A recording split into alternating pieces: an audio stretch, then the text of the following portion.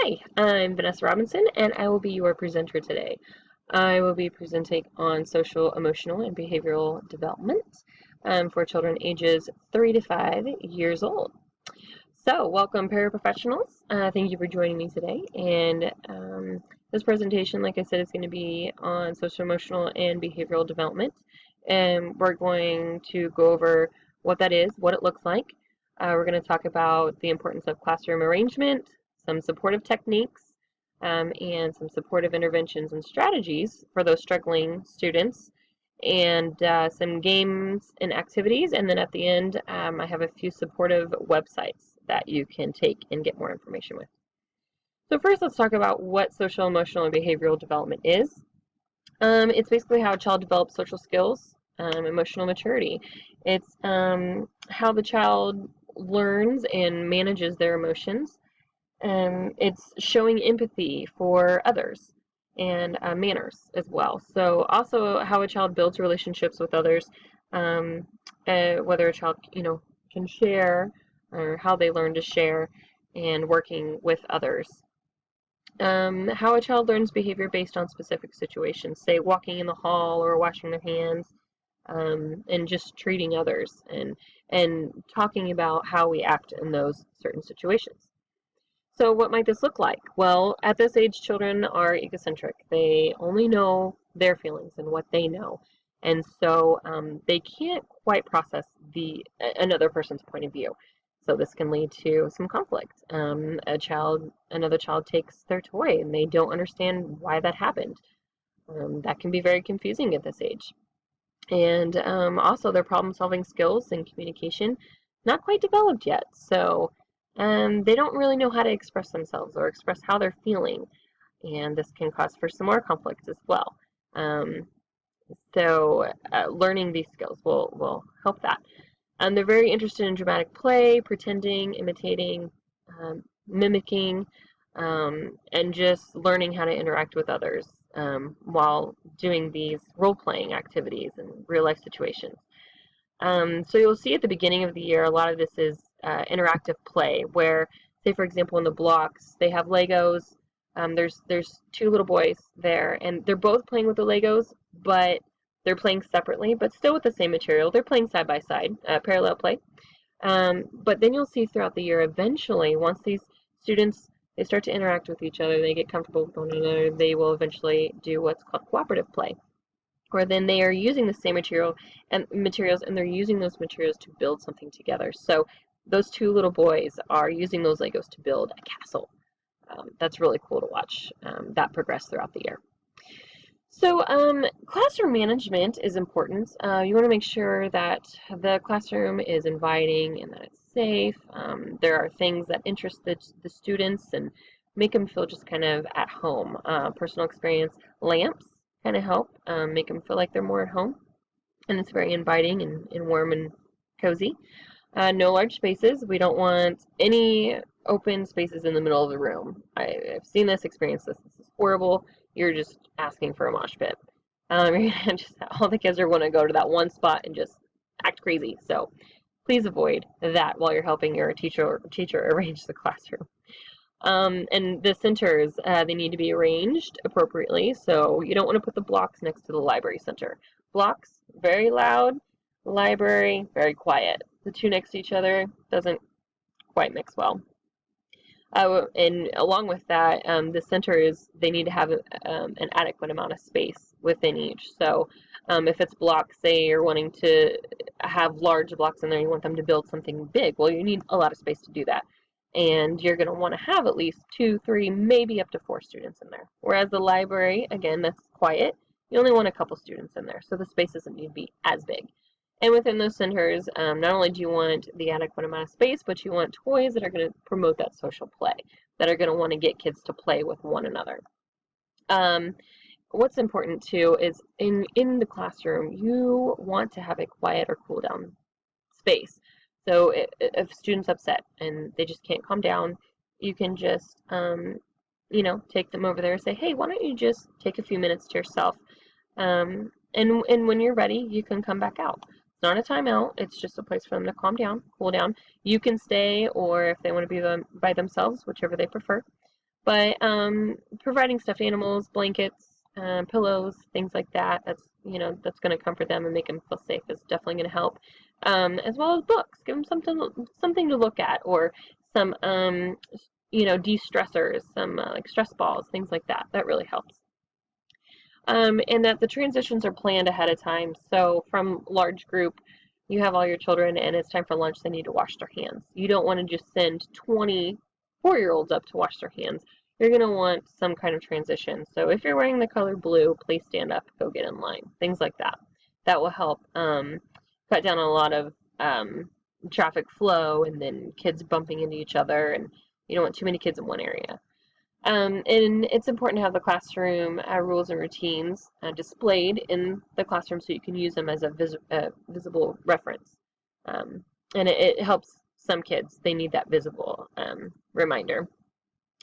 So some supportive techniques to help boost the social and emotional behavioral development in the classroom, and that you can be helping your lead teacher with, is most importantly building a trusting and secure relationship with your students. If you have up to 20 students, it can be hard in trying to do, but it's very, very important that you do. You want your students to feel secure and safe, and you want them to be able to come to you if they have problems. This involves giving your students just positive reinforcement and praise and just that attention throughout the day. Just give them that extra couple of minutes. Using positive guidance strategies instead of harsh discipline, that can be very beneficial, meaning explaining the rules and limits. Don't just say, hey, you can't hit. Well, you have to explain to them why they can't hit. You can't hit others because that hurts them. Things like that. Redirecting behavior that you don't feel is appropriate. Why don't you do this instead of that? And giving choices. It's normally always two, and it's always in your favor. You want to say, you can wash your hands now, or you can wash your hands in 3 minutes. You're winning in the end, but it makes them feel like they're in charge of their choices. And then use a lot of win-thens. So when you're done picking up the blocks, then we can go outside. All of this helps with their problem solving and social skills. And teaching feelings and emotions. You want to be able to label how they feel. So I can see that you're very upset. Can you tell me about that? And they'll explain it. And, oh, that sounds like you're angry, or sounds like you're very sad. That way they know how to recognize that feeling. So next time they say, oh, I remember how this made me feel. I remember this as sad. So I can say, now I am sad when you do that to me. It's important to have centers that are geared toward a lot of child-child interactions, which normally happens at this age. So you just want to make sure you have toys, again, that can help children interact with one another. And using that child-to-child conflict as a teaching opportunity. So if you see two students arguing over a toy, it's very important that you interject immediately and try and, kind of be the referee of it. Say, hey, whoa, I see something's not right here. Let's talk about it. Let one student go first, express their feelings, and the other, and kind of help them work through that and get them to label their feelings and emotions and why they feel that way. So you'll find too that there are some students, they just don't get it right away, and that's totally fine. They could either be shy, aggressive, or they can be a bully, even at 3, 4, and 5 years old. So with shyness, it's important, don't force a child to play with another. That's just going to make them, curl up even more. Just give them time to adjust to the situation and to other friends. And eventually, they'll get comfortable enough with you, then you can invite another friend over to play. And then eventually they'll be able to play on their own.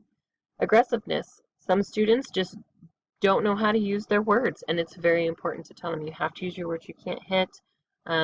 Again, explaining the rules and routines and their limits, why they can't hit. Active listening.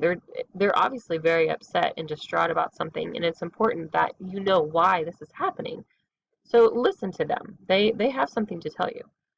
Modeling. Here, I can see that you want a toy. why don't we ask our friend for that toy? Hey, Joseph, can I use that toy when you're done with it? And then play therapy too, taking that aggressive child and pairing them up with another child that is not so aggressive. And then they'll kind of pick up on their peer activity and learn from that. And bullying is kind of that's a tricky one, but you have to be able to talk to that child privately and say, hey, I noticed that you're not being very nice, and explain to them why we don't act that way to our friends. And again, modeling and play therapy will really help in this situation. So here are a couple games and activities. How do you feel today? This is an easy one, large group or small group, or you can do it when you're in a center with a student. It's fine. Make the chart ahead of time. Just have a few feelings. It could just be happy, sad, angry. Give them a little post-it note. Hey, how do you feel today? And they'll put their post-it note where they feel. It's getting them to recognize their feelings and putting a label on it so they know how to recognize that later. Puppet shows are a lot of fun, and it's really good in the dramatic play area or in the library.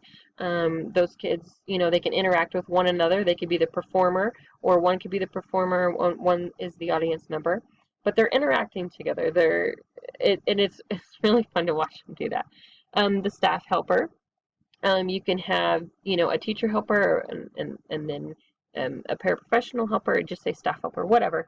They help pass out snacks, or it's just they help pass out props at group time. It's something to get a child to interact with others, just very briefly, but it just gets them to open up a little bit.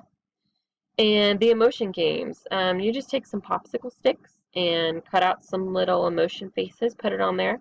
Large group, small group activity, or in the center, or all three, it doesn't matter. You just hold up that popsicle stick and say, what is this emotion? And the more you do this, the more they'll recognize, oh, that's happy. Okay, let's talk about what makes you happy. And so they raise their hand, they go around, oh, eating ice cream makes me happy. Who's not happy eating ice cream? I've included a few books here that are really good on focusing on emotions and social behaviors, things like that. So those are really fun to check out. Make sure you have those throughout your room as well as many others.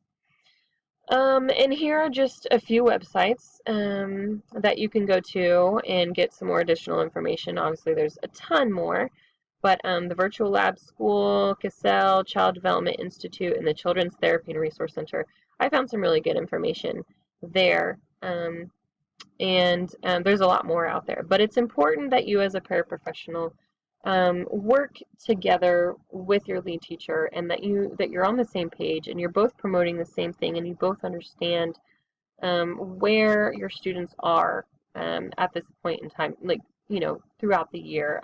What kid needs more help, or hey, that kid's got it. They really know how to treat others, and then maybe you can use them as a peer model for other students that are struggling with their social, emotional, and behavioral development. So I hope this presentation helps.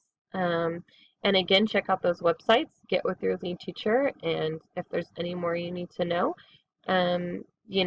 just look into it. There's lots of information out there. So thank you very much.